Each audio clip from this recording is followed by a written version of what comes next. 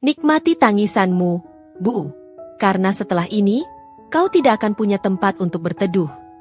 Kalimat itu dibisikkan tepat di telingaku saat tanah makam suamiku masih basah. Mereka, anak-anak tiri yang sudah kurawat 10 tahun lamanya, menyeretku keluar dari rumah mewah itu seperti sampah.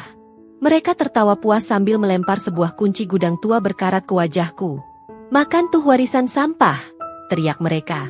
Tapi mereka tidak tahu, mereka sama sekali tidak tahu bahwa di dalam gudang reot yang penuh tikus itu, tersimpan rahasia yang akan membuat mereka merangkak dan mencium kakiku sambil memohon ampun.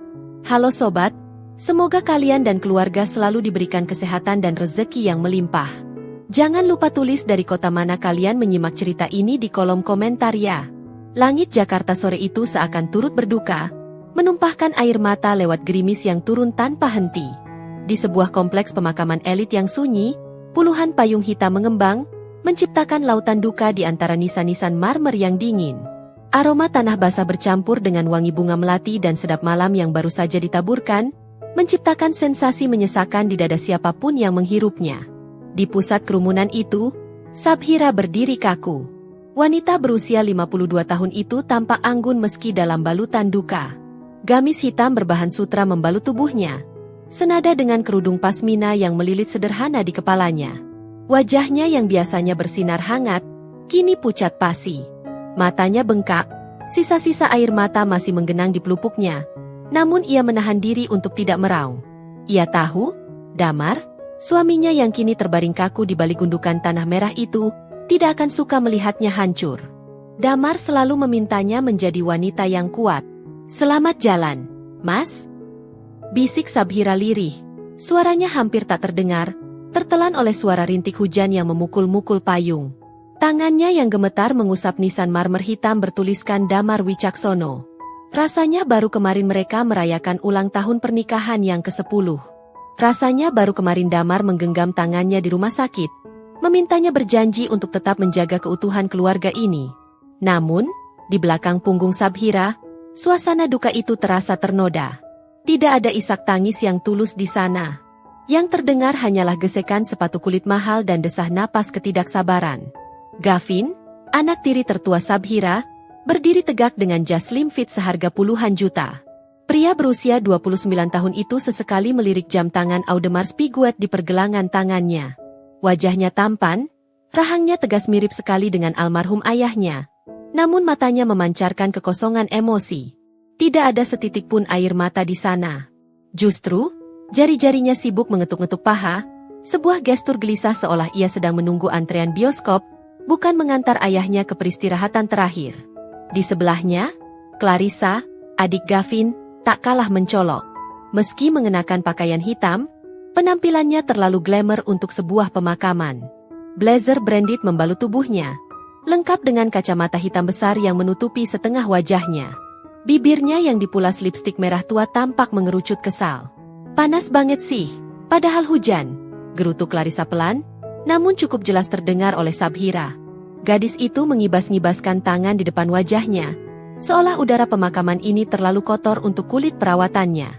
"Vin, masih lama nggak sih? Pak Ustadznya kelamaan doanya. Kakiku pegal pakai heels."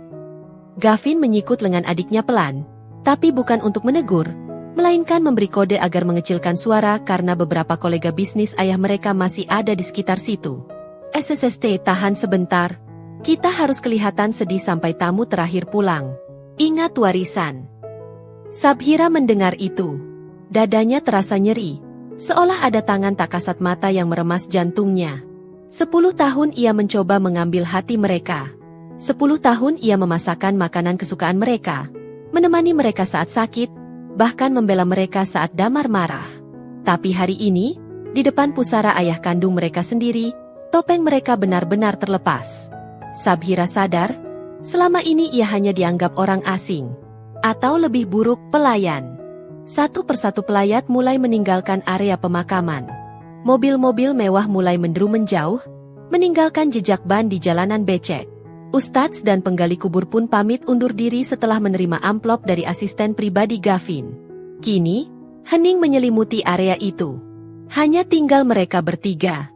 Sabhira masih berjongkok, enggan beranjak.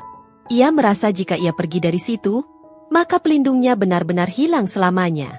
Sudah selesai dramanya, Bu? Suara Gavin memecah keheningan. Nadanya dingin, tajam, dan menusuk. Tidak ada lagi panggilan, Ibu, dengan nada hormat palsu yang biasa ia gunakan di depan ayahnya. Kata, Bu, itu terdengar seperti ejekan. Sabhira menoleh perlahan, mendongak menatap anak tirinya. Gavin, ini makam ayahmu. Belum kering tanahnya. Bisakah kamu? Halah, kata cerap, potong Clarissa kasar.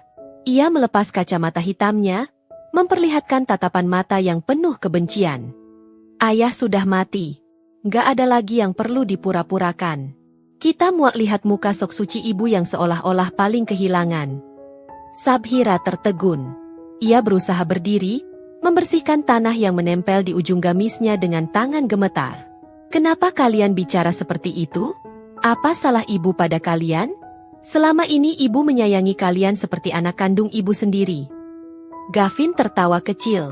Tawa yang kering dan tanpa humor. Ia melangkah maju, mendekatkan wajahnya ke wajah Sabhira.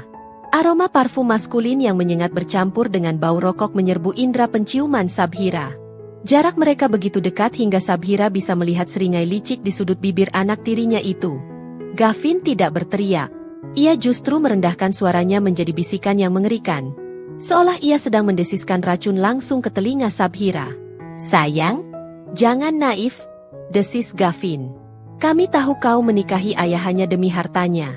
Kau itu parasit, Sabhira. Benalu yang menempel di pohon besar. Dan sekarang, pohon itu sudah tumbang. Gavin menegakkan tubuhnya kembali, lalu menatap Sabhira dari ujung kepala hingga ujung kaki dengan tatapan merendahkan. Ia merogoh saku jasnya, mengeluarkan ponsel, dan mengetik sesuatu dengan cepat. Dengar baik-baik, lanjut Gavin, suaranya kini lebih keras, penuh otoritas. Mulai detik ini, status Nyonya Rumah di kediaman Wicaksono sudah dicabut. Kami tidak butuh ibu tiri. Dan kami jelas tidak butuh parasit yang menghabiskan uang warisan kami. Maksudmu apa, Gavin? Tanya Sabhira, suaranya tercekat. Firasat buruk mulai menjalar di punggungnya. Clarissa maju selangkah, melipat kedua tangannya di dada dengan angkuh. Maksudnya jelaskan? Rumah itu milik kami. Perusahaan milik kami. Semua aset ayah, itu hak kami sebagai anak kandung. Kau cuma orang luar yang kebetulan satu ranjang dengan ayah. Kalian tidak bisa melakukan ini. Sabhira mencoba membela diri, meski air matanya kembali tumpah. Rumah itu, ada hak ibu di sana. Ayahmu tidak akan membiarkan kalian. Ayah sudah mati, bentak Gavin, membuat Sabhira tersentak mundur. Gavin kembali mendekat. Kali ini ia mencengkeram lengan Sabhira dengan kuat, cukup kuat hingga menyakiti. Ia menatap tajam tepat ke manik mata Sabhira yang basah. Malam ini juga, ucap Gavin dengan penekanan di setiap kata. Pastikan barang-barangmu, baju-baju bekasmu, dan semua perintilan norakmu itu sudah keluar dari kamar utama. Kami berikan waktu 2 jam setelah kita sampai di rumah. 2 jam. Sabhira terbelalak. Tapi, kemana ibu harus pergi malam-malam begini? Gavin melepaskan cengkeramannya dengan kasar, membuat Sabhira nyaris terhuyung jatuh ke atas gundukan tanah makam suaminya. Itu bukan urusan kami, jawab Gavin dingin sambil memutar tumitnya, berbalik menuju mobil mewahnya yang sudah menunggu dengan mesin menyala.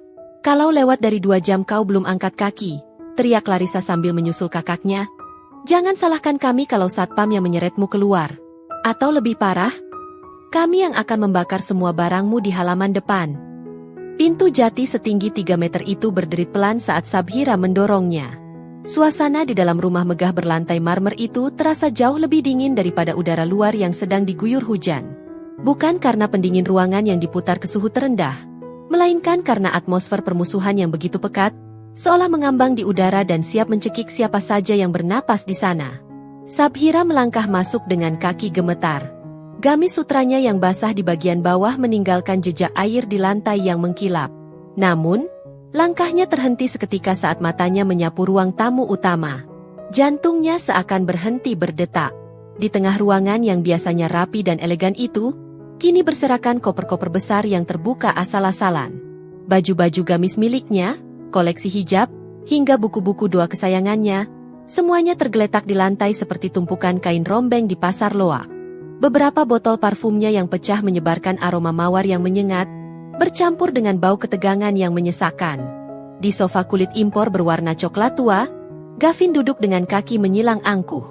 Di sebelahnya, Clarissa sedang asyik memoles kukunya, seolah kekacauan di depan mata mereka adalah hal yang lumrah. Namun, yang membuat darah Sabhira berdesir kencang adalah kehadiran orang ketiga. Seorang pria paruh baya berkacamata tebal dengan setelan jas abu-abu yang duduk tegak di seberang mereka. Di pangkuannya, sebuah map merah terlihat mencolok. "Ah, akhirnya Nyonya besar pulang juga," celetuk Clarissa tanpa mengalihkan pandangan dari kuku jari manisnya. Nada bicaranya ringan, tapi syarat ejekan. "Kami pikir ibu mau menginap di kuburan sekalian." Sabhira mengabaikan sindiran itu. Ia berjalan mendekati tumpukan barang-barangnya dengan mata berkaca-kaca. Tangan halusnya memungut sebuah foto bingkai perak. Foto pernikahannya dengan Damar, yang kini kaca depannya retak karena dilempar sembarangan. "Apa-apaan ini? Gavin? Clarissa?" Suara Sabhira bergetar menahan amarah. "Kenapa barang-barang ibu ada di lantai? Siapa yang mengizinkan kalian mengacak-acak kamar utama?" Gavin tidak menjawab. Ia hanya memberi isyarat dagu kepada pria berjas abu-abu itu. Pria itu, pengacara Sanjaya, orang yang dulu sering Sabhira lihat menjilat Damar demi proyek hukum, tersenyum tipis. Senyum yang tidak mencapai mata. "Selamat malam, Ibu Sabhira," sapa Sanjaya dengan nada formal yang dibuat-buat. Ia membuka map merah di pangkuannya. "Saya di sini mewakili klien saya, Saudara Gavin dan Saudari Clarissa, selaku ahli warisah dari almarhum Bapak Damar."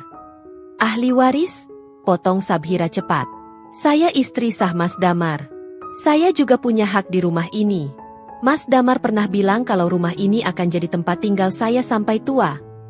Sanjaya terkekeh pelan, seolah mendengar lelucon anak kecil. Ia menarik selembar kertas dari mapnya. "Secara lisan mungkin iya, Bu. Tapi dalam hukum, yang berlaku adalah bukti tertulis. Sampai detik ini, kami tidak menemukan surat wasiat resmi yang menyatakan pembagian aset kepada ibu. Karena almarhum meninggal mendadak, maka berdasarkan hukum waris, seluruh aset jatuh ke tangan anak-anak kandung." "Itu tidak mungkin." Sabhira menggeleng lemah. "Mas Damar tidak mungkin seceroboh itu." "Kenyataannya begitu," sambar Gavin.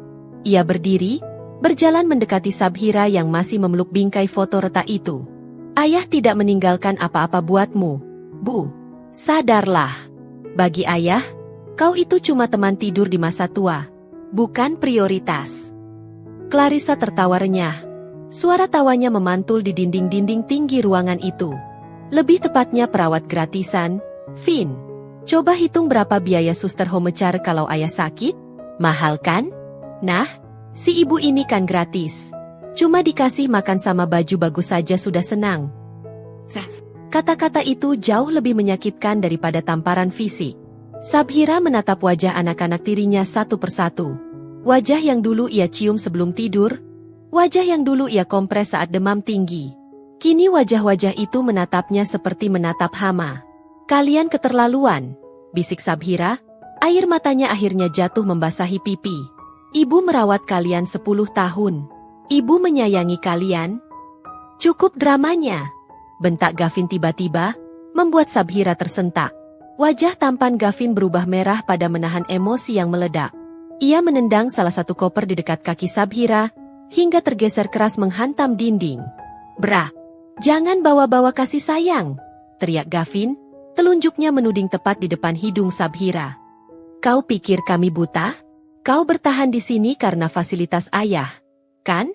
Kau betah jadi ibu tiri yang baik karena kartu kredit unlimited itu, kan? Dasar matre. Sekarang sumber uangmu sudah mati, jadi berhentilah bersandiwara."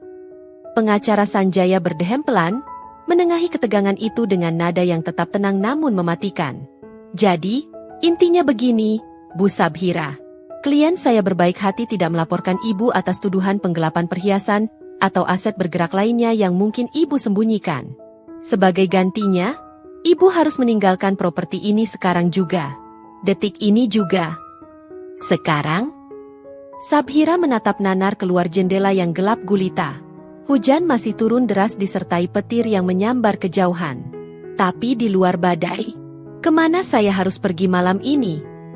Gavin menyeringai. Ia merogoh saku celananya dan melemparkan sebuah kartu nama ke atas tumpukan baju Sabhira yang berserakan. Tenang saja, kami bukan anak durhaka yang membiarkan orang tua terlantar di jalanan, ucap Gavin penuh sarkasme. Kami sudah mengatur tempat yang sangat pas untukmu. Belum sempat Sabhira memungut kartu nama itu, suara klakson kendaraan berat terdengar nyaring dari arah halaman depan. Din! Din! Suara mesin diesel yang kasar menderu-deru, memecah kesunyian malam di kawasan elit tersebut. Lampu sorot kendaraan itu menembus kaca jendela, menyilaukan mata Sabhira sesaat. Clarissa bangkit dari sofa dengan wajah berseri-seri penuh kemenangan. Ia berjalan ke jendela, menyibakkan tirai sutra tebal, dan menunjuk keluar. Nah, jemputan VIP MU sudah datang, Bu, kata Clarissa sambil terkikik geli. Lihat tuh, truknya besar kan? Cukup buat ngangkut semua sampah-sampahmu ini. Sabhira mematung. Tubuhnya kaku, kakinya seolah dipaku ke lantai marmer yang dingin. Firasatnya menjeritkan bahaya. Gavin mendekatkan wajahnya ke telinga Sabhira, berbisik dengan nada yang membuat bulu kuduk berdiri. Itu truk pengangkut barang, sekaligus tumpanganmu. Supirnya sudah kubayar untuk mengantarmu ke panti jompo, kasih bunda. Lokasinya agak terpencil sih, dan fasilitasnya mungkin agak bau pesing. Tapi hei, itu tempat yang pantas untuk parasit sepertimu, kan? Sabhira menahan napas. Panti jompo kasih bunda? Tempat penampungan lansia terlantar yang sering masuk berita karena kondisinya yang tidak manusiawi itu? Malam ini, kau tidur di sana. Lanjut Gavin, matanya berkilat kejam. Sopir truk tidak suka menunggu. Cepat angkut barangmu sendiri, atau kami suruh satpam melemparnya ke bak truk yang terbuka itu. Biar basah kuyup sekalian. Jalan. Cepat. Teriakan Gavin membelah gemuruh hujan yang semakin deras. Tangan kekarnya mencengkeram lengan atas Sabhira, menyeret wanita parubaya itu keluar dari pintu utama yang megah. Sabhira terhuyung-huyung, sandalnya terlepas satu di teras. Namun Gavin tidak peduli. Ia terus mendorong ibu tirinya itu menembus tirai air yang dingin menusuk tulang. Tubuh Sabhira basah kuyup dalam hitungan detik. Kain sutra mahalnya kini melekat berat di kulit, mencetak tubuhnya yang menggigil hebat. Di depannya, sebuah truk bak terbuka tua, jenis yang biasa dipakai mengangkut sayur busuk atau rongsokan besi, sudah menunggu dengan mesin menderu kasar. Asap knalpot hitam mengepul, bercampur dengan uap napas Sabhira yang memburu. Naik! Perintah Gavin sambil membuka pintu penumpang truk yang berkarat. Engselnya berdecit nyaring, seolah menjerit kesakitan. Gavin tolong. Sabhira mencoba memegang lengan jas anak tirinya itu, tapi Gavin menepisnya jijik seolah baru saja disentuh pengemis berkudis. Jangan sentuh jas gue. Harganya lebih mahal dari nyawamu sekarang. Hardik Gavin. Ia mendorong punggung Sabhira dengan kasar hingga wanita itu terjerembab masuk ke kabin truk yang joknya sudah sobek-sobek dan berbau apek rokok kretek. Dari balik jendela kaca rumah yang hangat dan terang benderang, Sabhira bisa melihat siluet Clarissa berdiri sambil melipat tangan. Gadis itu tersenyum lebar, melambaikan tangan dengan gerakan jari yang genit, seolah sedang melepas kepergian tamu yang tidak diinginkan. Brah! Pintu truk dibanting menutup oleh Gavin. Ia memukul kap mobil 2 kali sebagai kode pada sopir. Bawa pergi sampah ini. Jangan sampai dia tahu jalan pulang. Truk itu pun menyentak maju, membuat kepala Sabhira terbentur sandaran kursi yang keras. Ia menoleh ke belakang, menatap Nanar istana yang selama 10 tahun menjadi saksi bisu pengabdiannya. Semakin lama, cahaya lampu kristal dari rumah itu semakin mengecil, tertelan gelapnya malam dan derasnya hujan, hingga akhirnya lenyap sama sekali. Perjalanan itu terasa seperti mimpi buruk tanpa ujung. Sopir truk, seorang pria bertampang garang dengan tato di leher, sama sekali tidak bicara. Ia hanya memutar musik dangdut koplo dengan volume kencang, seolah ingin meredam isak tangis tertahan yang keluar dari bibir Sabhira. Kabin itu pengap, bau keringat bercampur bensin membuat perut Sabhira mual. Setiap kali truk menghantam lubang jalanan, tubuh rentanya terguncang menyakitkan. 1 jam berlalu. Jalanan aspal mulus ibu kota perlahan berganti menjadi jalanan beton yang retak dan bergelombang. Mereka memasuki kawasan pinggiran kota yang kumuh. Deretan pabrik tua dan lahan kosong yang ditumbuhi ilalang liar mendominasi pemandangan. Tidak ada lagi gedung pencakar langit. Hanya tiang-tiang listrik miring dan anjing liar yang menggonggong di tepi jalan. Truk akhirnya berbelok tajam memasuki sebuah halaman luas yang becek. Lampu sorot truk menyinari sebuah papan nama kayu yang catnya sudah mengelupas parah. Nyaris tak terbaca, Panti Wuredha Kasih Bunda. Nama yang indah, namun realitanya mengerikan. Bangunan di hadapan Sabhira itu lebih mirip bekas gudang penyimpanan barang rongsok daripada tempat tinggal manusia. Temboknya berlumut hitam, cat putihnya mengelupas seperti kulit penderita penyakit kusta. Jendela-jendelanya dipasangi teralis besi berkarat, menciptakan kesan penjara yang suram. "Turun, Bu. Udah sampai," ujar sopir truk dengan nada datar. Sabhira turun dengan kaki gemetar. Tanahnya becek, lumpur coklat langsung mengotori ujung gamisnya. Dari dalam bangunan, tercium aroma yang membuat hidung Sabhira berkerut, campuran bau pesing yang menyengat, minyak angin, dan aroma masakan basi. Seorang wanita gemuk dengan daster lusuh dan wajah masam keluar menyambut. Ia tidak tersenyum. Matanya langsung menatap koper kecil lusuh yang diturunkan sopir dari bak belakang. "Ini penghuni barunya?" tanya wanita itu ketus pada si sopir. "Pak Gavin cuma transfer buat paket paling murah. Jadi jangan harap dapat kamar VIP." Sabhira ingin protes. Ingin berteriak bahwa dia adalah istri Damar Wicaksono, pengusaha terpandang. Tapi suaranya tercekat di tenggorokan. Identitas itu sudah mati bersama suaminya. Di sini, dia hanyalah lansia buangan. "Mari ikut saya," perintah wanita itu tanpa basa-basi. Sabhira menyeret kopernya melintasi lorong panjang yang remang-remang. Lantainya lengket. Di kiri kanan, ia mendengar suara batuk-batuk kering yang bersahutan, rintihan kesakitan, dan racauan orang pikun yang memanggil nama anak-anak mereka. Hati Sabhira teriris. Inikah akhir hidupnya? Mereka berhenti di sebuah kamar di ujung lorong paling gelap. Pintunya terbuat dari triplek tipis yang sudah bolong di bagian bawah. "Ini kamarmu. Ranjang nomor 6. Pojok dekat kamar mandi," kata wanita pengurus panti itu sambil menunjuk ke dalam. Sabhira melangkah masuk dan seketika lututnya lemas.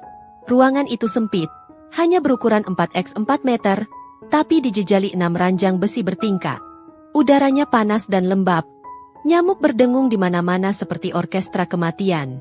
Di ranjang pojok yang ditunjuk, kasurnya tipis sekali, kapuknya sudah menonjol keluar, dan spraynya berwarna kekuningan dengan noda-noda mencurigakan.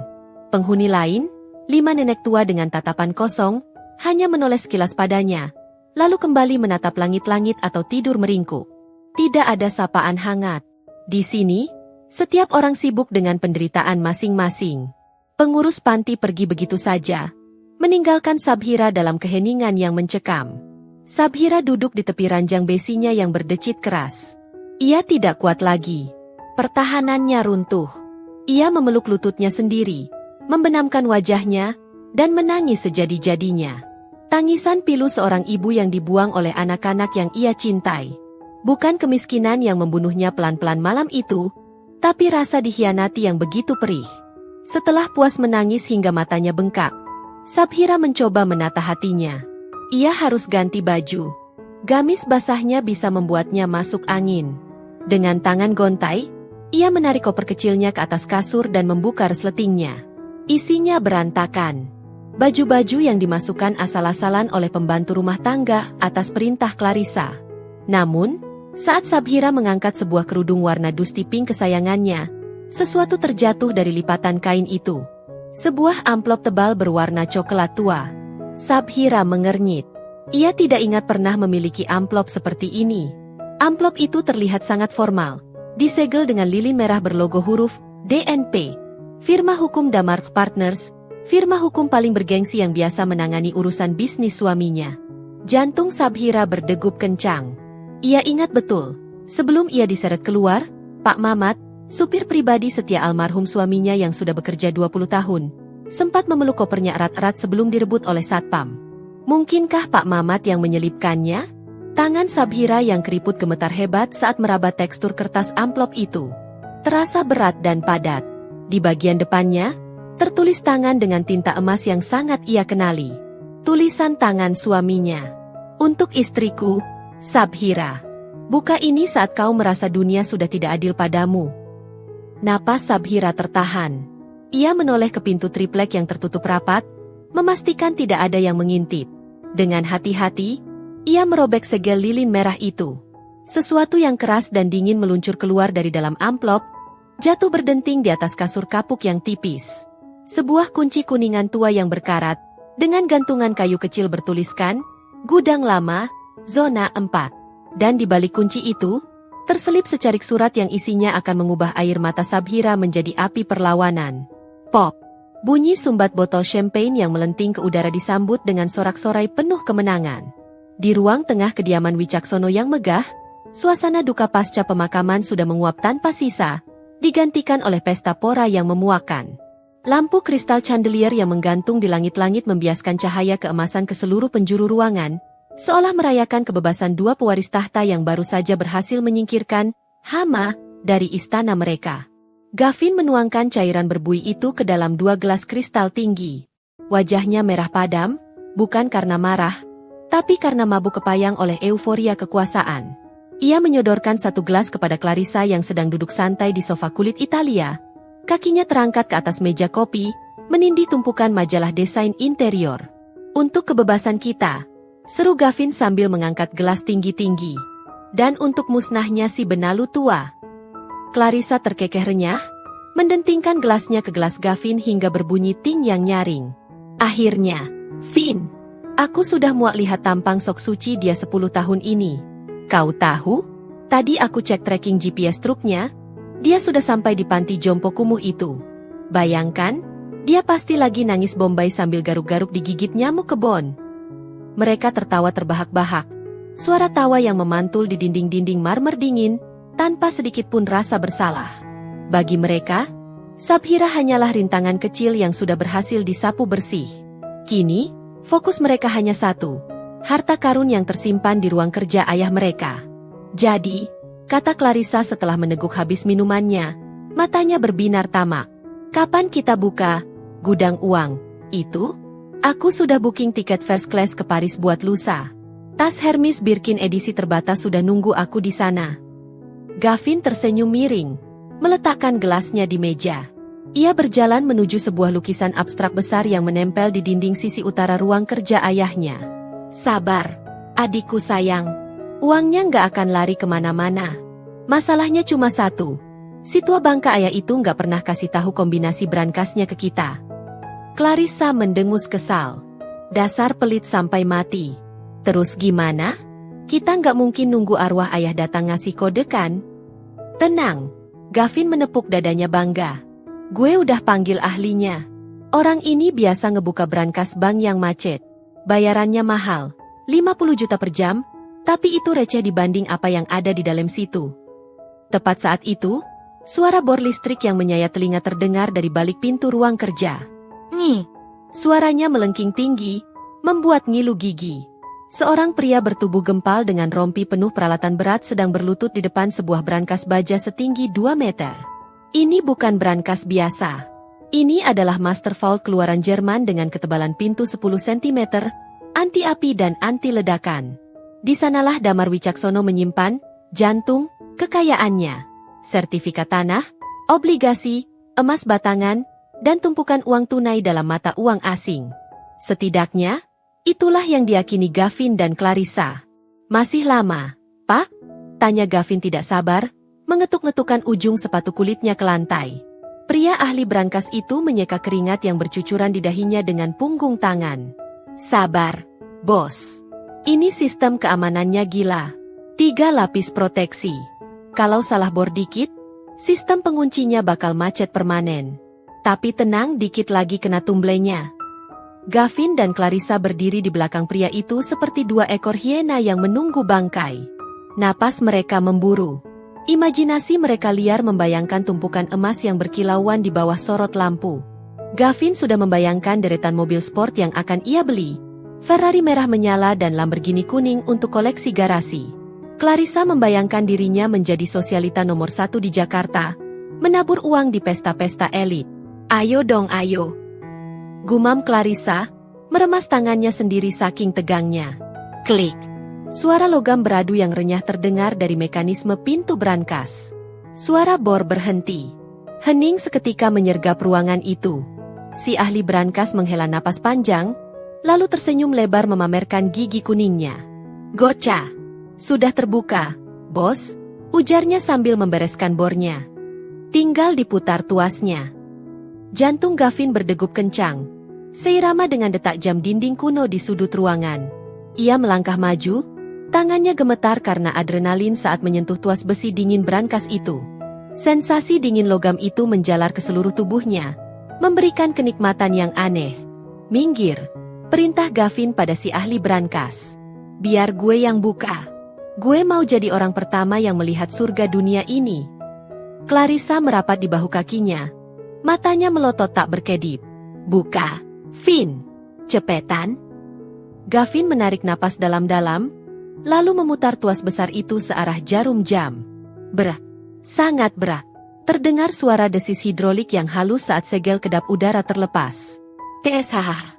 Perlahan tapi pasti, pintu baja super tebal itu mulai mengayun terbuka. Engselnya yang terawat baik tidak mengeluarkan suara berisik, hanya gerakan mulus yang mematikan.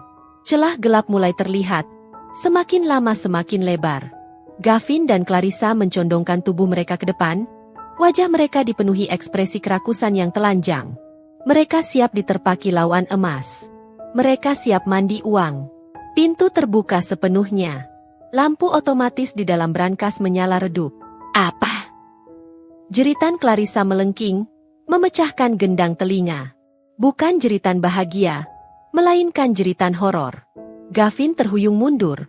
Wajahnya yang tadi merah padam kini pucat pasi seolah darahnya disedot habis oleh vampir. Matanya terbelalak, mulutnya menganga lebar namun tak ada suara yang keluar. Gelas champagne yang sedari tadi ia pegang terlepas dari tangannya, jatuh menghantam lantai marmer dan pecah berkeping-keping. Prang! Di hadapan mereka, di dalam ruang brankas seluas lemari pakaian itu, tidak ada tumpukan emas batangan. Tidak ada bundelan uang dolar. Tidak ada sertifikat saham. Kosong. Melompong. Hanya ada debu tipis yang beterbangan di bawah sinar lampu, dan sebuah meja kecil di tengah ruangan. Di atas meja itu, tergeletak sebuah kotak kayu jati tua yang sederhana, tampak sangat kontras dengan kemewahan brankas besi itu. Kotak itu tertutup rapat, seolah menyimpan ejekan terakhir dari sang ayah untuk anak-anaknya yang serakah. "Nggak mungkin," desis Gavin, suaranya parau. Ia menerjang masuk ke dalam brankas, meraba-raba dinding besi, berharap ada kompartemen rahasia. Ia memukul-mukul dinding baja itu dengan kepalan tangannya. "Nggak mungkin. Mana uangnya? Mana emasnya? Pasti si tua bangka Sabhira itu yang mengambilnya," teriak Clarissa histeris, menjambak rambutnya sendiri yang sudah ditata rapi di salon. "Dia malingnya. Dia pasti sudah mengurasnya sebelum diusir." "Mustahil. Bego!" bentak Gavin, napasnya memburu seperti banteng gila. Kombinasinya baru dijebol sekarang. Dia nggak punya akses. Mata Gavin kemudian tertuju pada satu-satunya benda di ruangan itu. Kotak kayu jati di atas meja. Dengan tangan gemetar karena amarah yang memuncak, ia menyambar kotak itu. Ada secari kertas yang ditempel di tutupnya dengan selotip bening. Tulisan tangan ayahnya yang tegas dan tajam. "Untuk Gavin dan Clarissa, buah hatiku yang paling perhitungan." Gavin merasakan hawa dingin merambat di punggungnya. Ini bukan sekadar warisan yang hilang. Ini adalah jebakan. Dengan kasar, ia membuka pengait kotak kayu itu. Jari-jarinya kaku saat mengangkat tutup kotak. Di dalamnya, tidak ada perhiasan. Hanya selembar kertas surat resmi dengan kop yayasan amal, dan sebuah benda kecil berkarat yang tergeletak di sudut kotak. Tampak hina dan tak berharga. Gavin meremas pinggiran kotak kayu itu, hingga buku-buku jarinya memutih. Di dalam kotak yang seharusnya berisi berlian atau tumpukan obligasi itu, hanya tergeletak selembar kertas HVS biasa yang terlipat rapi dan sebuah benda logam kecil yang kusam. Tidak ada kilau emas, tidak ada aroma uang baru. Hanya bau kertas tua dan pengkhianatan. Dengan gerakan kasar, Gavin menyambar kertas itu. Surat itu diketik rapi. Namun di bagian bawahnya terdapat tanda tangan basah Damar Wicaksono yang tinta hitamnya tampak menekan kuat ke serat kertas, seolah penulisnya menumpahkan emosi saat menggoreskannya.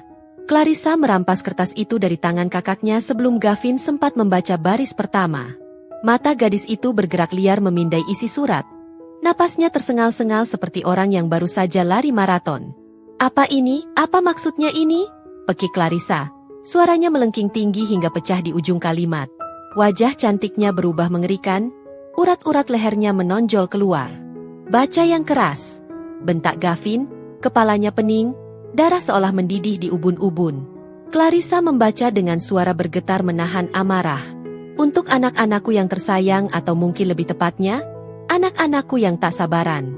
Jika kalian membaca surat ini, artinya aku sudah tiada, dan kalian, sesuai dugaanku, langsung membongkar brankas ini sebelum tanah kuburku kering. Bahkan mungkin, kalian sudah mengusir Sabhira, bukan?" Gavin meninju pintu baja brankas itu sekuat tenaga. Dang! Bunyi hantaman logam bergema menyakitkan telinga. "Tua bangka sialan. Dia sudah tahu." Clarissa melanjutkan, air matanya mulai menetes. Bukan air mata sedih, tapi air mata frustrasi karena kehilangan harta. "Ayah tahu tabiat kalian. Kalian melihat ayah bukan sebagai orang tua, tapi sebagai mesin ATM berjalan. Karena itu, 3 hari sebelum kematianku, ayah sudah membuat keputusan final. Seluruh aset likuid, deposito, saham blue chip, dan obligasi pemerintah senilai total 200 miliar rupiah, sudah ayah cairkan dan donasikan sepenuhnya ke Yayasan Kanker Indonesia dan Panti Asuhan Nusantara." "Tidak!" Clarissa menjerit histeris. Ia meremas surat itu, lalu melemparnya ke lantai dan menginjak-injaknya dengan high heels runcingnya. 200 miliar. Disumbangkan ke panti asuhan? Dia gila. Dia sudah pikun. Itu uang kita. Itu hak kita. Gavin merosot, lututnya lemas. Ia bersandar pada dinding brankas yang dingin. Matanya menatap kosong ke arah kotak kayu yang masih terbuka di atas meja. Dunia serasa runtuh. Rencana membeli penthouse di Singapura, rencana mengganti armada mobil sport, semuanya lenyap menjadi debu dalam sekejap. Kita nggak dapat apa-apa? Desis Gavin hampa. "Nol? Ini pasti rekayasa." Clarissa masih mengamuk, menendang vas bunga di sudut ruangan hingga hancur berantakan. "Kita harus gugat yayasan itu. Kita sewa pengacara paling mahal. Kita bilang ayah gila saat tanda tangan." "Percuma, bodoh," sergah Gavin putus asa. "Ayah selalu merekam tes kejiwaan setiap bulan. Dia waras 100%. Gugatan kita bakal ditertawakan hakim." Gavin kembali menatap kotak kayu itu. Masih ada satu benda di sana. Sebuah harapan terakhir yang tersisa. Dengan tangan gemetar, ia memungut benda logam kecil yang tergeletak di dasar kotak. Itu sebuah kunci. Bukan kunci emas bertahta berlian. Bukan kunci mobil mewah. Itu adalah kunci pintu biasa, kuno, terbuat dari kuningan yang sudah menghitam karena oksidasi, dengan bercak-bercak karat di sela-sela giginya. Di gagang kunci itu, terikat sebuah label karton coklat yang lusuh, bertuliskan tulisan tangan cakar ayam. "Untuk istriku tercinta yang tulus, Sabhira. Gudang lama di Rawa Buaya."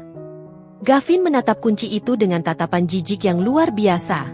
Ia mengangkatnya tinggi-tinggi di bawah lampu, seolah sedang memegang bangkai tikus. "Gudang lama?" gumam Gavin, memorinya berputar. Ia ingat tempat itu. Sebuah bangunan reot di pinggiran kota, di daerah yang sering banjir. Tempat ayahnya dulu menyimpan barang-barang rongsokan pabrik yang tidak terpakai. Dia mewariskan gudang sampah itu buat Sabhira? Clarissa berhenti menangis, lalu tertawa. Tawa yang sumbang dan gila. "Serius? Gudang busuk yang atapnya bocor itu? Yang isinya cuma besi tua dan sarang ular?" Gavin ikut tertawa getir. Tawa mereka memenuhi ruangan brankas yang kosong itu, terdengar menyedihkan. "Luar biasa," cemooh Gavin sambil memutar-mutar kunci berkarat itu di jarinya. 200 miliar dikasih ke orang asing, dan istri kesayangannya cuma dapat gubuk derita. Ternyata ayah memang adil. Dia membenci kita semua. Clarissa menghapus air matanya kasar, make-upnya luntur membuat wajahnya terlihat seperti badut yang menyeramkan. Ia berjalan mendekati Gavin, menatap kunci itu dengan mata menyipit penuh dendam. "Vin," panggil Clarissa, senyum licik perlahan terukir di bibirnya yang merah. Kirim kunci itu ke Sabhira. Buat apa? Buang aja ke tempat sampah. Jawab Gavin malas. Jangan, cegah Clarissa cepat. Ia merebut kunci itu dari tangan kakaknya. Kirim ke panti jompo. Biar dia tahu kalau suaminya yang dia agung-agungkan itu juga cuma ninggalin sampah buat dia. Bayangkan mukanya. Finn. Dia pasti berharap dapat warisan. Tahunya cuma dikasih kunci gubuk reot. Clarissa tertawa lagi. Kali ini lebih jahat. Ini hiburan buat kita. Finn. Di saat kita kehilangan uang, setidaknya kita bisa lihat dia menderita lebih dalam lagi. Biar dia mati penasaran di tumpukan besi tua itu. Gavin terdiam sejenak, lalu seringai sinis muncul di wajahnya. Ide itu terdengar memuaskan. Menghancurkan harapan terakhir Sabhira adalah satu-satunya pelipur lara bagi egonya yang terluka malam ini. Oke, kata Gavin dingin. Panggil kurir ekspres sekarang. Bungkus kunci ini. Tulis pesan di dalamnya, warisan spesial dari suami tercinta. Pastikan paketnya sampai besok pagi di panti jompo busuk itu. Clarissa menggenggam kunci berkarat itu erat-erat, seolah itu adalah belati yang siap ia tancapkan ke jantung ibu tirinya. Selamat menikmati gubuk tikusmu, ibu tiri sayang, desis Clarissa pada kunci bisu itu. Semoga kau tertimbun rongsokan di sana. Paket untuk nenek Sabhira. Teriakan cempreng kurir ekspedisi memecah keheningan pagi di panti Wuredha Kasih Bunda. Suara motor metik dengan knalpot brong menderu-deru di halaman depan, membuat ayam-ayam yang sedang mengais sampah berlarian kaget. Sabhira yang sedang menjemur spray bekas ompol penghuni lain di halaman belakang tersentak. Punggungnya yang encok terasa nyeri saat ia menegakkan tubuh. Dengan langkah terseok, ia berjalan menuju teras depan. Matanya menyipit menahan silau matahari pagi yang mulai terik. Seorang kurir muda dengan jaket oranye melempar sebuah bungkusan kecil berlakban coklat ke arah kaki Sabhira. Tidak ada sopan santun. Baginya, penghuni panti ini hanyalah orang-orang buangan yang tak perlu dihormati. Tanda tangan di sini, Nek. Cepetan, saya banyak kiriman. Desak kurir itu sambil menyodorkan ponselnya. Sabhira menggoreskan tanda tangan acak-acakan dengan jari telunjuknya yang kasar. Setelah kurir itu pergi, Sabhira memungut paket itu. Ringan. Namun, ada aura kebencian yang kuat memancar dari benda itu. Dengan hati-hati, ia merobek lakban pembungkusnya. Sebuah kotak perhiasan beludru merah muncul. Jantung Sabhira sempat berdesir penuh harap. Mungkinkah anak-anaknya berubah pikiran? Mungkinkah ini tanda permintaan maaf? Namun, harapan itu hancur berkeping-keping saat ia membuka kotaknya. Bukan cincin emas atau kalung berlian yang ia temukan, melainkan sebuah kunci kuningan tua yang penuh karat dan noda hitam. Kunci yang sama persis jenisnya dengan yang ia temukan di amplop pemberian Pak Mamat semalam. Namun kali ini disertai secari kertas post-it berwarna kuning neon yang mencolok mata. Tulisan tangan Clarissa yang meliuk-liuk tajam memenuhi kertas itu. Selamat menikmati istana barumu, Ratu Sampah. Jangan lupa ajak tikus-tikus di sana berpesta. Salam sayang dari kami yang kaya raya. Air mata Sabhira menetes, jatuh tepat di atas tulisan yang menyakitkan itu. Bukan karena sedih tidak mendapat harta, tapi karena kekejaman kata-kata itu merobek sisa-sisa harga dirinya. Mereka benar-benar ingin melihatnya hancur. Sabhira menggenggam kunci berkarat itu erat-erat hingga tepiannya yang bergerigi menekan telapak tangannya, menimbulkan rasa sakit fisik yang ia butuhkan untuk mengalihkan rasa sakit di hati. Gudang lama. Bisik Sabhira. Ingatannya melayang pada masa lalu. Dulu, Damar memang sering mengajaknya berkendara ke pinggiran kota di hari Minggu sore. Damar selalu berhenti di sebuah lahan kosong dekat rawa-rawa, menatap sebuah bangunan tua dari kejauhan sambil tersenyum misterius. Suatu hari nanti, tempat jelek itu akan jadi pelindungmu, Sabhira, kata Damar dulu. Saat itu, Sabhira hanya tertawa, mengira suaminya bercanda. Sekarang, candaan itu menjadi satu-satunya petunjuk hidupnya. Sabhira bertekad. Ia harus ke sana. Ia harus tahu apa maksud Damar. Masalahnya, ia tidak punya uang sepeser pun. Dompetnya dirampas Gavin sebelum ia diusir. Sabhira menoleh ke kiri dan kanan, memastikan pengurus panti yang galak itu tidak terlihat. Ia melihat Mbak Narti, seorang perawat muda yang wajahnya teduh, sedang menyapu lorong. Sabhira mendekat, menarik tangan Mbak Narti ke sudut yang sepi. "Mbak, tolong saya," bisik Sabhira, suaranya gemetar. Ia melepas satu-satunya benda berharga yang masih melekat di tubuhnya, sebuah bros kecil perak yang tersemat di balik kerudungnya. Bros murahan yang luput dari pemeriksaan Gavin. "Saya harus keluar sebentar. Penting sekali. Tolong pinjami saya ongkos. 50.000 saja. Saya jaminkan bros ini." Mbak Narti menatap bros itu, lalu menatap wajah Sabhira yang memohon dengan sangat. Ada ketulusan dan keputusasaan di mata tua itu. "Ibu mau kemana?" "Kalau ketahuan Bu Pengurus, saya bisa dipecat," cicit Narti takut-takut. "Saya harus ke rumah peninggalan suami saya." "Sebentar saja, Mbak. Saya janji akan kembali sebelum makan siang." "Demi Allah." Narti menghela napas panjang. Ia merogoh saku seragamnya, mengeluarkan selembar uang biru 50 ribuan yang lusuh. "Simpan brosnya, Bu. Pakai saja uang ini. Tapi ingat, jangan lama-lama. Lewat gerbang sampingnya, kuncinya agak rusak." "Terima kasih, Mbak. Terima kasih." Sabhira mencium tangan perawat muda itu berkali-kali sebelum bergegas pergi. Perjalanan menuju lokasi gudang itu adalah siksaan tersendiri. Sabhira harus menyambung 3 kali angkutan umum yang sesak dan panas. Tubuhnya terguncang-guncang di dalam angkot yang pengap, berhimpitan dengan pedagang pasar yang membawa keranjang ikan asin. Keringat dingin mengucur deras di balik gamisnya, membasahi punggung. Kepalanya pening mencium bau asap knalpot dan keringat manusia. 1 jam kemudian, angkot menurunkan Sabhira di tepi jalan raya yang sepi dan berdebu. "Kiri, Pak, kiri," seru Sabhira. Sopir angkot menepi dengan kasar.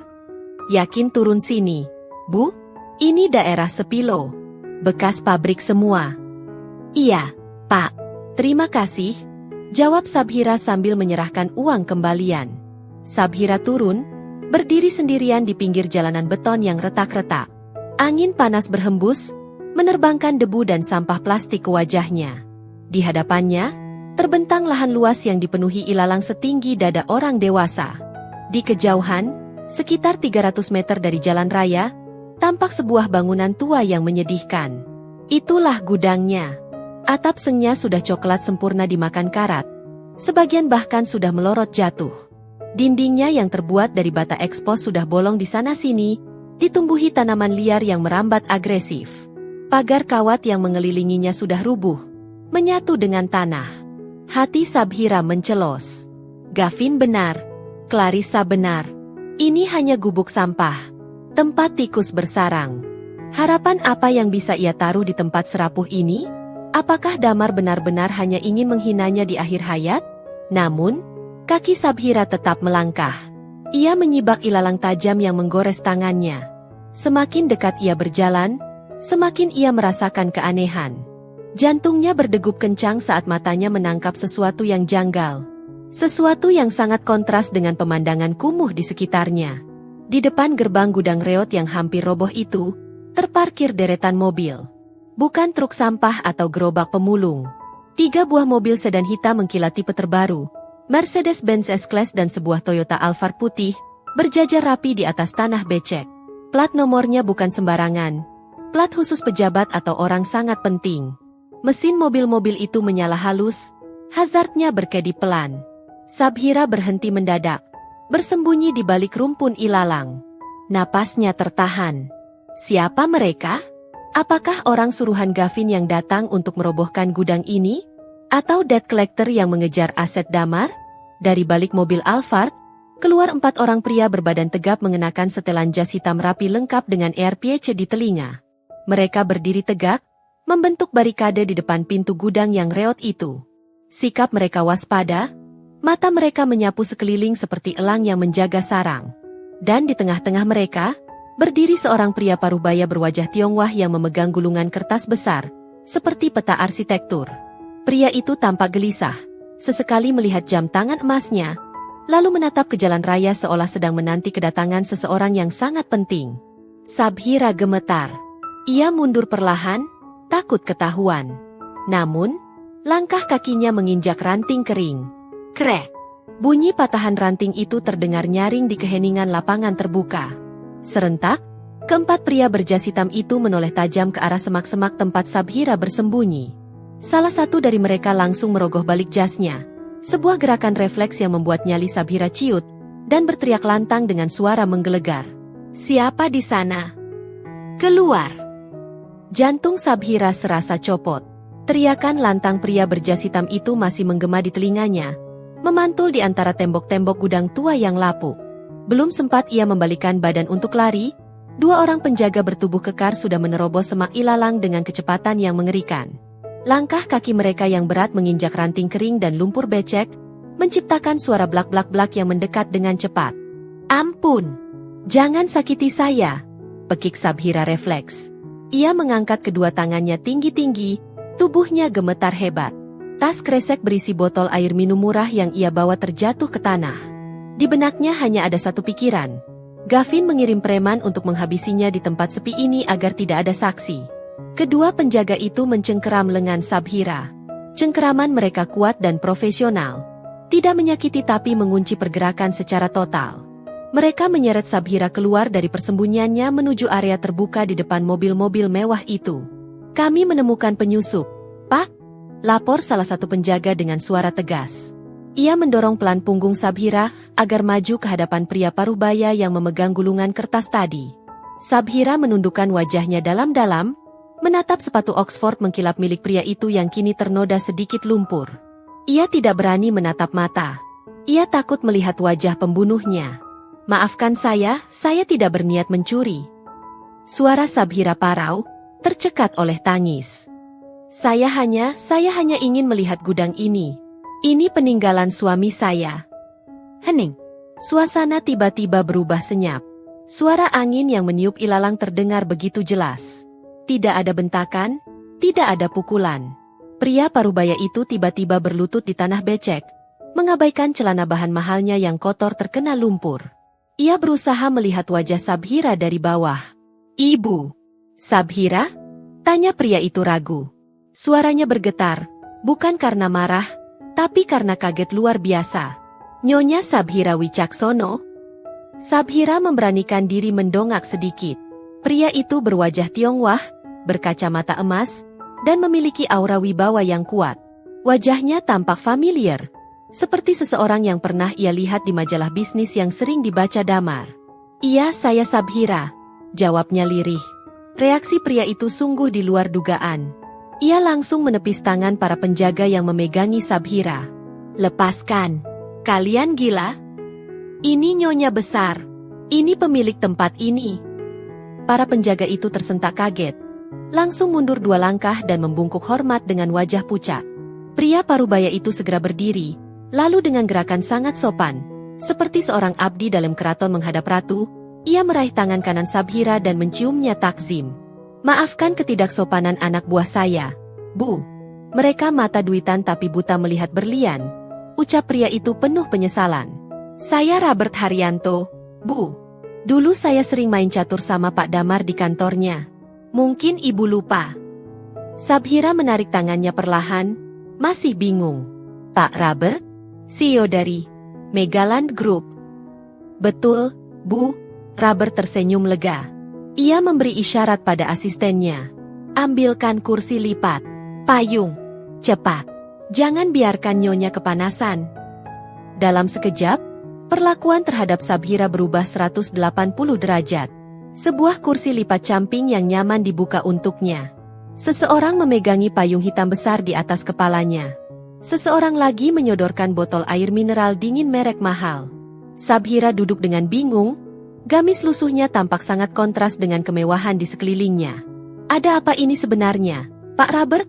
tanya Sabhira, tangannya meremas kunci berkarat yang sedari tadi ia genggam. "Kenapa Bapak dan orang-orang Bapak ada di gudang reot suami saya? Apa kalian mau menggusur saya? Kalau iya, tolong beri saya waktu. Saya baru saja diusir anak-anak tiri saya." Robert tertegun sejenak mendengar curhatan pilu itu. Wajahnya mengeras menahan emosi simpati. Namun, ia segera kembali profesional. Ia mengambil gulungan kertas besar yang tadi dipegangnya, lalu membeberkannya di atas kap mesin mobil Alphard putih yang lebar. "Bu Sabhira, tolong mendekat sebentar," pinta Robert lembut. Sabhira berdiri, mendekat ke kap mobil. Peta besar itu penuh dengan garis-garis rumit berwarna merah, biru, dan kuning. Gambar sebuah kawasan modern yang futuristik. Ibu lihat garis merah tebal ini. Robert menunjuk garis melengkung yang membelah peta. Ini adalah jalur utama Jakarta Outer Ring Road tahap 3 yang baru. Proyek strategis nasional. Dan kotak biru besar ini adalah rencana pembangunan Grand Capital Mall, pusat perbelanjaan terbesar di Asia Tenggara yang akan dibangun oleh perusahaan saya. Jari telunjuk Robert bergerak ke tengah-tengah peta. Di sana, tepat di titik pertemuan antara pintu keluar tol dan lobi utama mall, ada sebuah titik kecil berwarna hijau. Satu-satunya titik hijau di tengah lautan merah. Semua tanah di area ini, seluas 500 hektar, sudah kami bebaskan 5 tahun lalu. Semuanya, jelas Robert dengan nada serius. Kecuali satu titik hijau ini. Sabhira menatap titik hijau itu. Bentuknya kotak kecil. Ini gudang ini? Tanya Sabhira tak percaya. Benar, Bu. Robert mengangguk mantap. Posisi gudang ini sangat-sangat krusial. Gudang ini berdiri tepat di atas rencana pondasi flyover akses utama masuk ke mall dan tol. Tanpa tanah ini, flyover tidak bisa dibangun. Tanpa flyover, izin mall tidak akan keluar. Tanpa izin mall, proyek triliunan ini mangkrak total. Sabhira menutup mulutnya dengan tangan. Ia mulai mengerti. Damar, suaminya yang jenius itu. Pak Damar sudah tahu ini 10 tahun lalu. Bu, lanjut Robert, matanya berkaca-kaca mengenang sahabatnya. Saat orang lain mentertawakan dia karena membeli rawa-rawa banjir ini, dia cuma senyum. Dia bilang ke saya, Bert, suatu hari nanti tanah ini akan jadi pensiun istriku. Dia menolak semua tawaran kami selama bertahun-tahun. Dia mengunci aset ini khusus untuk ibu. Robert menatap mata Sabhira lekat-lekat. Angin berhembus kencang, menerbangkan ujung kerudung Sabhira. Anak-anak tiri ibu, Gavin dan Clarissa, mereka bodoh. Mereka pikir aset Pak Damar itu cuma yang berkilau di mata. Mereka tidak tahu bahwa sampah yang mereka buang ke ibu ini adalah kunci dari segalanya. Robert memberi kode pada asistennya yang lain.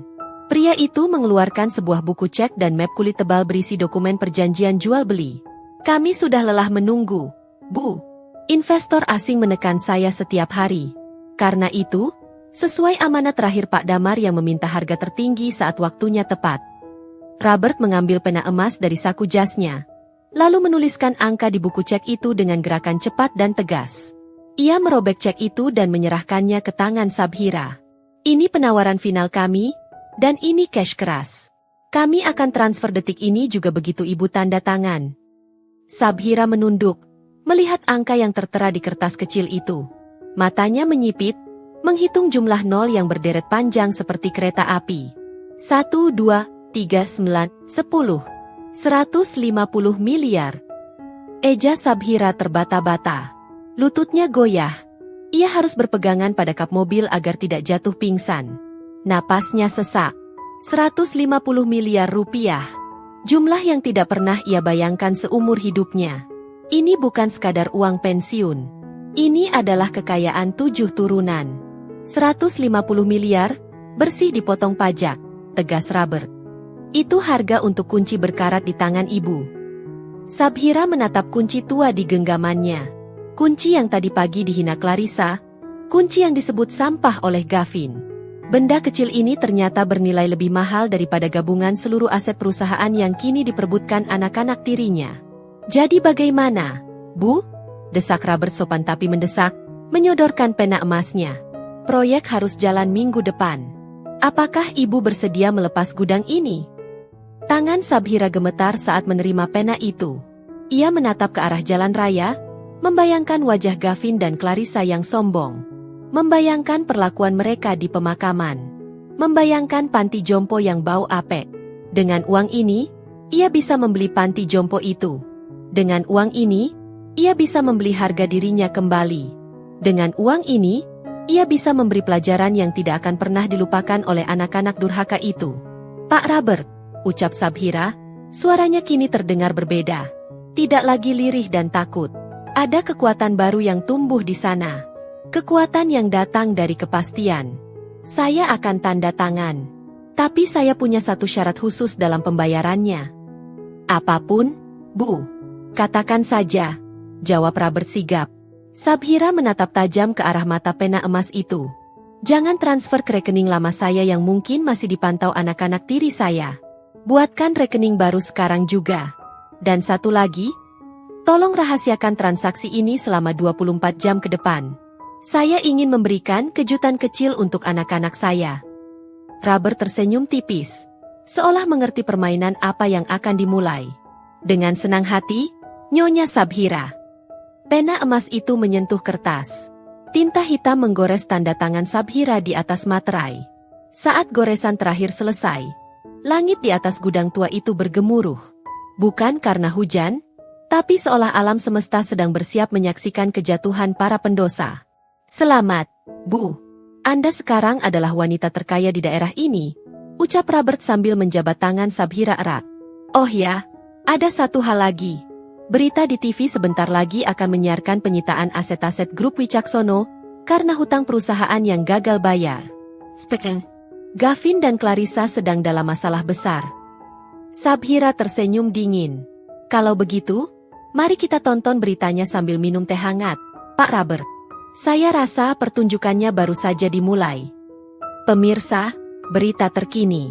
Saham PT Wicaksono Group terjun bebas pagi ini, hingga menyentuh auto reject bawah setelah rumor gagal bayar utang sebesar 5 triliun rupiah terkonfirmasi. Pihak bank dilaporkan sedang melakukan penyitaan aset besar-besaran terhadap properti pribadi milik ahli waris. Suara pembawa berita di televisi layar datar 60 inci itu terdengar jernih di telinga Sabhira. Ia duduk bersandar di sofa Bludru Presidential Suite Hotel Raffles, memandang panorama kota Jakarta dari lantai 45. Di tangannya, secangkir teh chamomile hangat mengepul, aroma menenangkan yang sangat kontras dengan kekacauan yang sedang terjadi di layar kaca. Sabhira tidak tersenyum, tidak juga tertawa. Ia hanya menatap datar visual helikopter yang menyorot rumah lamanya dari udara. Rumah yang kemarin malam menjadi tempat ia diusir, kini dikepung oleh puluhan mobil polisi dan truk petugas penyitaan. Sementara itu, di dalam rumah mewah di kawasan Pondok Indah tersebut, neraka sedang terjadi. Perang. Gavin membanting ponsel mahalnya ke dinding hingga hancur berkeping-keping. Napasnya memburu seperti banteng yang terluka parah. Wajah tampannya kusut. Matanya merah karena kurang tidur dan stres berat. Gila. Semuanya gila, teriak Gavin, menjambak rambutnya sendiri. Kenapa semua kartu kredit gue declinet? Kenapa semua akses rekening perusahaan diblokir? Di sudut ruangan, Clarissa menangis histeris. Bukan tangisan sedih, tapi tangisan panik seorang anak manja yang mainannya direbut paksa. Ia sedang berebut tas Hermes Birkin dengan seorang petugas wanita berseragam jurusita. Lepaskan. Ini tas gue. Gue beli pakai uang gue sendiri, jerit Clarissa, kukunya mencakar lengan petugas itu. Maaf, Nona. Petugas itu menahan tangan Clarissa dengan tegas. Berdasarkan audit, tas ini dibeli menggunakan kartu kredit perusahaan 3 bulan lalu. Ini aset sitaan negara. Jangan persulit kami atau Anda kami borgol. Clarissa terhenyak, pegangannya melemah. Tas seharga mobil itu berpindah tangan, dimasukkan ke dalam kotak plastik bening berlabel, barang bukti. Pintu utama rumah terbuka lebar. Seorang pria tegap dengan setelan jas hitam, kepala tim likuidasi bank, melangkah masuk dengan wajah dingin tanpa ekspresi. Di belakangnya, 2 polisi bersenjata laras panjang berjaga. Gavin menerjang pria itu, mencengkeram kerah jasnya. Heh, apa-apaan ini? Kalian gak bisa main sita. Gue Gavin Wicaksono. Gue CEO perusahaan ini. Pria itu menepis tangan Gavin dengan mudah, lalu merapikan jasnya. Ia menatap Gavin dengan tatapan iba yang merendahkan. Justru karena Anda CEO-nya, Pak Gavin. Anda seharusnya tahu kalau almarhum ayah Anda, Pak Damar, menjadikan seluruh aset pribadi, termasuk rumah ini dan seisinya, sebagai jaminan utang perusahaan untuk ekspansi pabrik di Kalimantan tahun lalu. Hah? Gavin melongo. Utang? Pabrik Kalimantan? Benar. Dan karena deposito tunai yang seharusnya jadi dana cadangan sudah didonasikan ke Yayasan Amal. Pria itu memberi jeda dramatis, menikmati wajah pucat Gavin. maka perusahaan mengalami gagal bayar total hari ini. Sesuai kontrak, bank berhak menyita semuanya. Sekarang. Nggak mungkin. Gavin mundur terhuyung-huyung hingga menabrak meja konsol. Ayah menjebak gue. Anda punya waktu 10 menit untuk keluar dari properti bank. Lanjut pria itu tegas sambil melihat jam tangannya. Bawa baju yang menempel di badan saja. Sisanya tinggal. 10 menit kemudian, adegan yang sungguh ironis terjadi. Persis seperti malam sebelumnya saat mereka mengusir Sabhira, kini giliran Gavin dan Clarissa yang diseret keluar oleh petugas keamanan. Bedanya, tidak ada truk yang menunggu mereka. Tidak ada tempat tujuan. Dan yang paling parah, puluhan wartawan infotainment sudah berkerumun di depan gerbang. Lampu blitz kamera mereka menyambar-nyambar buta seperti kilat. Mas Gavin, apa benar Anda bangkrut? Mbak Clarissa, bagaimana tanggapan Anda soal penggelapan pajak? Apakah benar ibu tiri Anda diusir karena tahu kebobrokan perusahaan? Pertanyaan-pertanyaan itu berdengung seperti lebah pembunuh. Gavin menutupi wajahnya dengan lengan jas yang sudah kusut. Clarissa berjalan menunduk. Makeupnya luntur oleh air mata. Hak sepatu tingginya patah sebelah membuat jalannya terpincang-pincang menyedihkan. Gerbang besi tinggi itu ditutup keras di belakang punggung mereka. Blam. Seorang petugas menempelkan stiker besar berwarna merah menyala di palang pintu. Disegel. Gavin dan Clarissa berdiri di trotoar panas, dikelilingi debu jalanan. Mobil sport mereka sudah diangkut towing. Dompet mereka kosong. Ponsel mereka hancur atau disita. Mereka benar-benar menjadi gelandangan dalam waktu kurang dari 24 jam. Vin, aku lapar. Rintih Clarissa, perutnya berbunyi keras. Kita mau kemana? Aku nggak mau tidur di jalan. Panas bau. Gavin tidak menjawab. Matanya terpaku pada sebuah televisi besar yang dipajang di etalase toko elektronik di seberang jalan. Beberapa orang berkerumun menonton siaran berita itu. Di layar TV, terlihat headline berita siang, sosok dermawan misterius sumbangkan lahan strategis untuk negara. Dan di sana, di layar itu, wajah Sabhira terpampang jelas. Ia tidak terlihat seperti nenek tua yang dibuang. Ia terlihat bercahaya, anggun, mengenakan gamis sutra biru laut yang mewah, berdiri di samping Menteri Pembangunan dan Robert Haryanto, CEO Megaland Group. Suara reporter terdengar jelas dari speaker toko. Ibu Sabhira Wicaksono, istri mendiang konglomerat Damar Wicaksono, baru saja menyepakati pelepasan lahan gudang tua senilai 150 miliar rupiah. Beliau juga berkomitmen mendirikan yayasan sosial terbesar tahun ini. Gavin merasa lututnya lenyap. Ia jatuh terduduk di aspal trotoar yang panas. Mulutnya menganga tak percaya. 150 miliar. Desis Gavin, suaranya seperti orang tercekik. Clarissa ikut membelalak, matanya nyaris keluar menatap layar TV. Gudang itu? Gudang sampah itu laku 150 miliar. Dan kita kasih kuncinya ke dia. Clarissa menjerit histeris di pinggir jalan, memukuli dada kakaknya. Bego, lu bego banget, Vin. Lu yang suruh kirim kuncinya. Itu duit kita. Itu harusnya duit kita. Diam, bentak Gavin, menepis tangan adiknya. Otaknya yang licik berputar cepat. Rasa malu sudah hilang, digantikan oleh insting bertahan hidup yang menjijikan. Gavin bangkit berdiri, membersihkan debu di celananya. Matanya menatap layar TV dengan tatapan obsesif. Ia melihat lokasi wawancara itu. Lobi Hotel Raffles, Jakarta. Kita belum kalah, Riz, gumam Gavin, senyum miring yang mengerikan muncul di wajahnya. Maksud lo apa? Kita udah jadi gembel, Vin, isak Clarissa. Ibu, kata Gavin, menekankan kata itu dengan nada manipulatif. Dia itu Sabhira. Dia wanita bodoh yang hatinya lembek. Dia perawat ayah yang naif. Kalau kita datang ke sana, nangis-nangis, sujud di kakinya, dia pasti luluh. Dia nggak akan tega lihat anak-anaknya kelaparan di jalan. Clarissa menghapus ingusnya dengan punggung tangan. Secercah harapan licik muncul di matanya. Lo yakin? Setelah kita usir dia? Dia itu orang kampung, Riz. Orang kampung itu pemaaf. Cibir Gavin, merapikan rambutnya yang acak-acakan. Kita cuma perlu akting sedikit. Kita mainkan peran, anak yang hilaf. Begitu dia terima kita lagi, pelan-pelan kita kuras uang 150 miliar itu dari tangannya. Gavin menarik tangan adiknya kasar. Ayo, kita ke hotel itu sekarang. Kita jemput, ibu, kita tersayang. Lobi Hotel Raffles sore itu dipenuhi aroma bunga lili segar dan wangi kopi mahal yang menguar dari lounge. Alunan piano klasik mengalun lembut, menemani para tamu berjas rapi yang sedang berbisik-bisik membicarakan bisnis triliunan rupiah. Suasana begitu tenang, eksklusif, dan terjaga, hingga keributan pecah di pintu putar utama. Lepaskan gue. Gue mau ketemu ibu gue. Minggir kalian anjing penjaga. Teriakan kasar itu merusak harmoni ruangan seketika. Dua orang petugas keamanan bertubuh tegap berusaha menahan seorang pria muda yang berpenampilan kacau. Kemeja putih pria itu, yang tadinya bermerek mahal, kini kusut, kancing atasnya terlepas, dan ada noda keringat besar di ketiak. Rambutnya lepek. Wajahnya berminyak dan penuh amarah keputusasaan. Itu Gavin.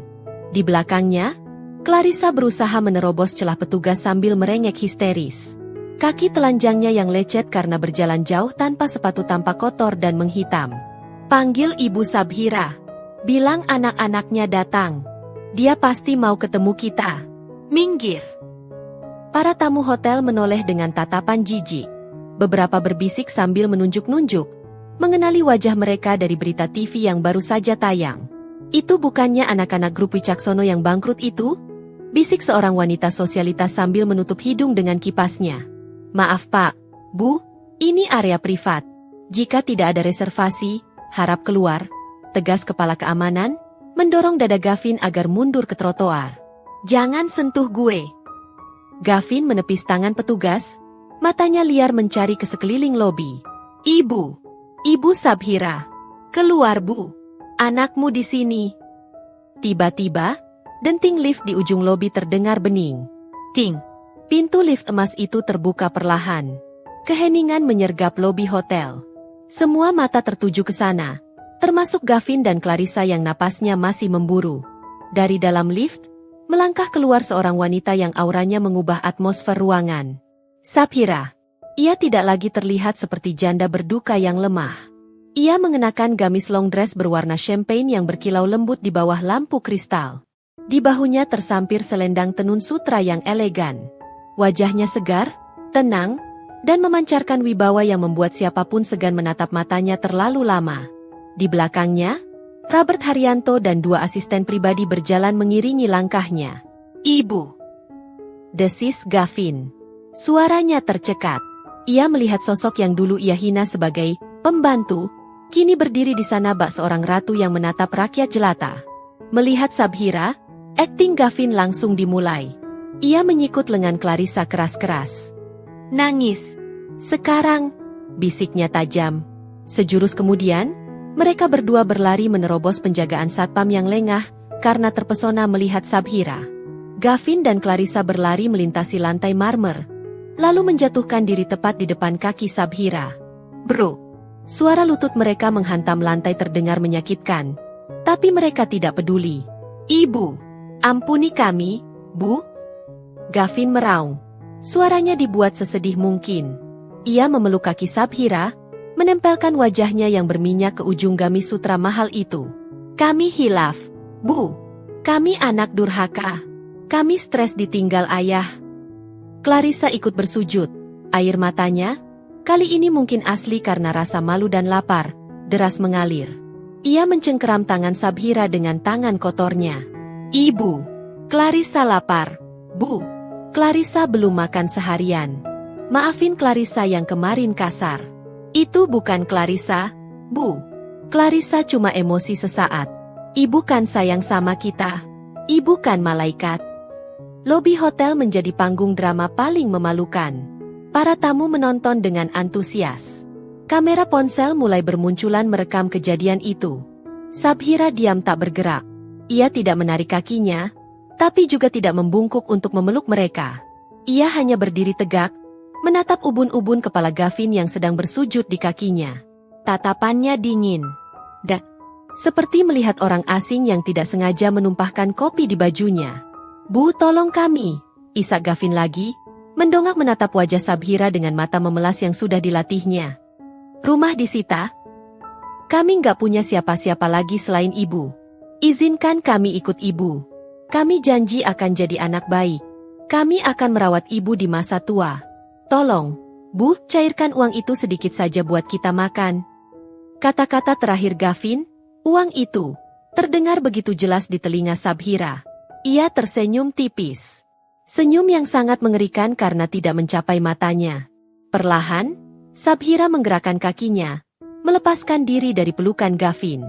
Ia mundur selangkah, membuat Gavin dan Clarissa terhuyung ke depan, wajah mereka hampir mencium lantai.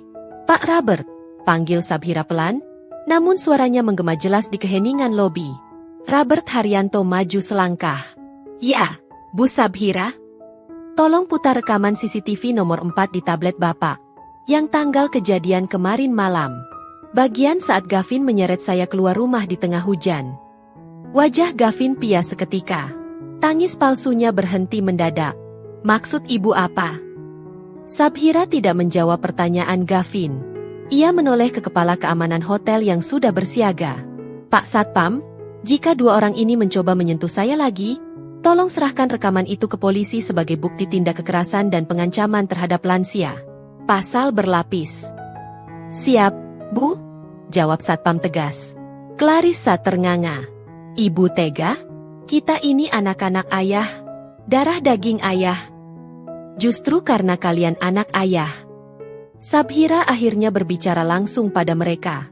Nadanya lembut, santun, tapi setiap katanya tajam menghujam jantung. Saya harus mengajarkan apa yang ayah kalian gagal ajarkan selama ini. Bahwa setiap perbuatan, ada harganya. Sabhira membungkuk sedikit.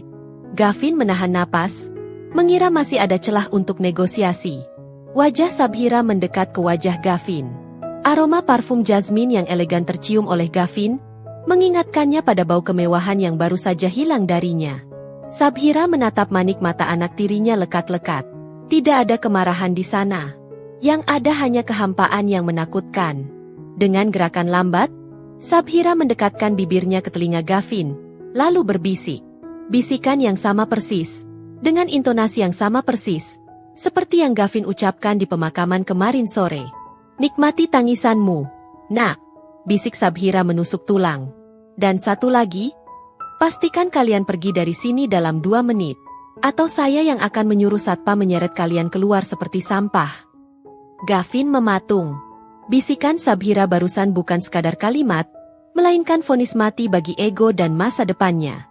Tubuhnya kaku, darah seakan berhenti mengalir ke wajahnya yang kini pucat pasi. Ia menatap mata ibu tirinya, mencari setitik keraguan atau belas kasihan. Namun yang ia temukan hanyalah cerminan dirinya sendiri yang menyedihkan. 1 menit lagi, ucap Sabhira dingin, melirik jam tangan emas mungil di pergelangan tangannya. Ia kemudian memutar tumitnya, memunggungi kedua anak tirinya itu dengan gerakan anggun yang mematikan. Ibu, tunggu, jangan lakukan ini, jerit Clarissa histeris, mencoba meraih ujung selendang Sabhira. Namun, sebelum jari-jari kotor Clarissa menyentuh sutra halus itu, 2 tangan kekar petugas keamanan sudah lebih dulu mencengkeram bahunya. Maaf, Nona, waktunya habis. Anda membuat tamu lain tidak nyaman, ujar kepala keamanan dengan nada tegas yang tak terbantahkan. Lepas, gue bisa jalan sendiri, bentak Gavin, mencoba mempertahankan sisa harga dirinya yang sudah minus. Tapi tenaganya hilang. Kakinya serasa jeli. Ia akhirnya diseret, benar-benar diseret, oleh 2 satpam melintasi lobi marmer yang panjang itu. Para tamu hotel, pelayan, hingga resepsionis menatap pemandangan itu dalam diam. Tidak ada yang bersimpati. Aura keserakahan yang memancar dari Gavin dan Clarissa terlalu pekat untuk mengundang rasa iba. Mereka terlihat seperti parasit yang baru saja dicabut paksa dari inangnya. Shred! Bunyi sepatu karet Gavin yang bergesekan dengan lantai marmer menjadi suara pengiring kejatuhan mereka. Pintu putar kaca raksasa di depan lobi berputar pelan. Udara dingin AC hotel perlahan berganti dengan hawa panas Jakarta yang menyengat. Gavin dan Clarissa didorong keluar ke trotoar panas, tepat di tempat taksi-taksi menurunkan penumpang. Dilarang kembali ke area hotel ini tanpa reservasi, ucap satpam itu datar, lalu kembali masuk ke dalam benteng kemewahan yang sejuk. Gavin berdiri terhuyung di pinggir jalan. Debu knalpot Metro Mini langsung menampar wajahnya. Di sampingnya, Clarissa merosot duduk di aspal, menangis meraung-raung seperti anak kecil yang kehilangan permen. Tapi kali ini, permen itu bernilai ratusan miliar. Di balik kaca lobi yang tebal, Sabhira menatap punggung mereka untuk terakhir kalinya. Ia melihat bahu Gavin yang merosot, melihat Clarissa yang memukuli aspal. Ada rasa perih di sudut hatinya. Naluri seorang ibu yang pernah merawat mereka, tapi akal sehatnya segera memadamkan rasa itu. Damar benar. Memberi uang pada mereka sama saja dengan memberi bensin pada kebakaran. Mereka harus belajar bertahan hidup di hutan belantara yang sesungguhnya, tanpa tameng nama besar, Wicaksono. Sudah selesai, Bu?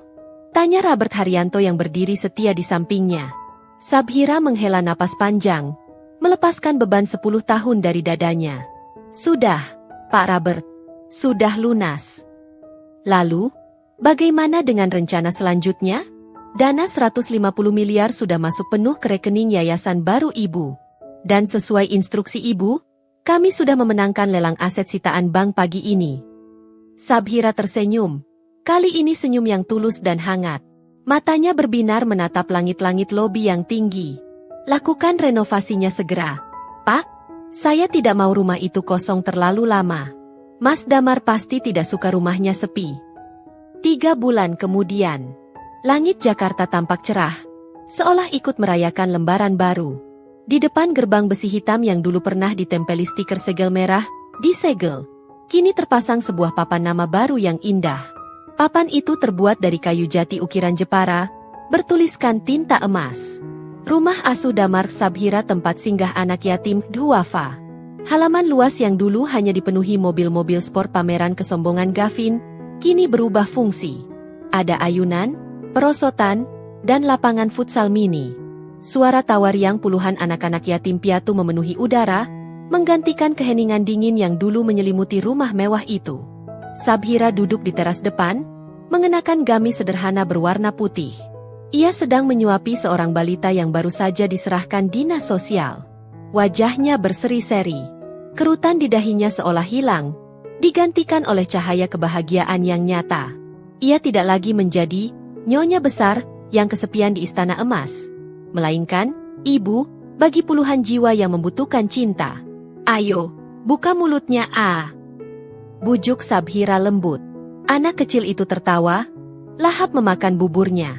Di seberang jalan, di balik pohon angsana yang rindang, 2 sosok lusuh berdiri mematung memperhatikan pemandangan itu. Gavin, dengan kaos oblong yang sudah bolong di bagian bahu dan celana jeans kusam, menatap rumah masa kecilnya dengan tatapan kosong. Tubuhnya kurus, matanya cekung. Di sebelahnya, Clarissa tampak lebih menyedihkan. Rambutnya dipotong pendek asal-asalan, wajahnya tanpa makeup terlihat tua dan lelah. Ia memegang sebungkus nasi rames murah yang mereka beli dari hasil kerja serabutan Gavin sebagai tukang cuci piring di warung tenda. Itu rumah kita, Vin? Bisik Clarissa, suaranya parau. Harusnya kita yang di sana. Harusnya kita yang tidur di kamar AC itu. Gavin menggeleng lemah. Senyum pahit tersungging di bibir keringnya. Bukan, Riz. Itu bukan rumah kita lagi. Dulu kita punya segalanya. Tapi kita buang kuncinya. Kita buang orang yang pegang kuncinya. Mereka melihat Sabhira tertawa lepas, dikelilingi anak-anak yang memeluknya dengan tulus. Tidak ada kepura-puraan di sana. Tidak ada yang mendekati Sabhira demi warisan. Mereka mencintainya karena ia adalah ibu yang memberi mereka kehidupan. Dia benar, gumam Gavin, air mata penyesalan akhirnya jatuh, kali ini tanpa skenario, tanpa akting. Kita parasitnya. Dan sekarang, inangnya sudah bahagia. Clarissa terisak pelan. Ayo pergi, Vin. Aku malu. Gavin mengangguk. Ia membalikkan badan, menyeret langkah kakinya yang berat menjauh dari surga yang dulu ia sia-siakan. Mereka berjalan beriringan menyusuri trotoar panas, 2 orang asing di kota yang dulu pernah mereka kuasai, memulai pelajaran hidup yang terlambat mereka pelajari, bahwa kekayaan sejati bukan tentang apa yang kau miliki di brankas, tapi apa yang kau berikan pada sesama. Sementara itu, di teras rumah, Sabhira merasakan sejuknya angin menerpa wajahnya. Ia seolah mendengar bisikan lembut Damar di telinganya. Terima kasih, Sabhira. Kau telah menjaga harta yang paling berharga. Bukan uang, tapi amanah. Sabhira menatap langit biru, tersenyum penuh syukur. Istirahatlah dengan tenang, Mas. Tugas kita sudah selesai. Sobat, kisah Sabhira mengajarkan kita bahwa keserakahan adalah api yang akan membakar pemiliknya sendiri. Harta warisan, jabatan, dan kemewahan hanyalah titipan sementara yang bisa lenyap dalam sekejap mata. Sebaliknya, ketulusan hati dan kesabaran, meski sering dianggap lemah dan bodoh oleh dunia, pada akhirnya akan selalu menemukan jalan kemenangannya sendiri. Ingatlah, jangan pernah menilai gudang tua seseorang hanya dari luarnya saja, karena kita tidak pernah tahu berlian apa yang tersimpan di dalamnya. Jadilah seperti Sabhira, yang membalas air tuba dengan air susu, dan menutup dendam dengan keanggunan. Terima kasih sudah mendengarkan kisah ini sampai akhir. Jika cerita ini menyentuh hati kalian, jangan lupa tekan tombol subscribe, nyalakan lonceng notifikasi, dan bagikan video ini ke orang-orang tersayang agar kita bisa terus berbagi inspirasi di channel Dira Story. Sampai jumpa di cerita penuh emosi selanjutnya.